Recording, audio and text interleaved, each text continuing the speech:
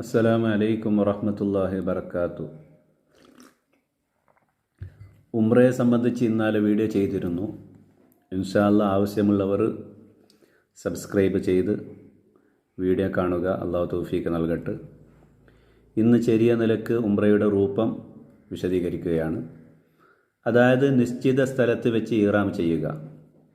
ഇഹ്റാം എന്ന് പറഞ്ഞാൽ ഞാൻ ഉംറക്ക് ഇഹ്റാം ചെയ്യുന്നു എന്ന് കരുതൽ. അത് ഇന്ത്യയിൽ നിന്ന് പോകുന്നവർ കർണുൽ മനാസിൽ വെച്ചാണ് കരുതേണ്ടത്. പക്ഷേ ഫ്ലൈറ്റ് വഴിയിൽ പോകുമ്പോൾ സ്ഥലം തിരിച്ചറിയാൻ പ്രയാസമുള്ളതുകൊണ്ട് നമ്മുടെ അതിർത്തി കഴിഞ്ഞാലും ഇഹ്റാം ചെയ്യാം. അല്ലെങ്കിൽ ഫ്ലൈറ്റ് കയറി പറന്ന് സീറ്റ് ബെൽറ്റ് അഴിക്കാൻ പറഞ്ഞതിൻ്റെ ശേഷം ഇഹ്റാം ചെയ്യാം. അങ്ങനെ ഇഹ്റാം ചെയ്തതിൻ്റെ ശേഷം തൽബീത്ത് ചൊല്ലിക്കൊണ്ടിരിക്കുക. പിന്നെ അവിടെ ജിദ്ദയിൽ ഇറങ്ങിയതിൻ്റെ ശേഷവും പറയുക. അങ്ങനെ രണ്ടാമതായിട്ട് മക്കയിലെത്തിയാൽ ഉംറയുടെ തവാഫ് ചെയ്യുക.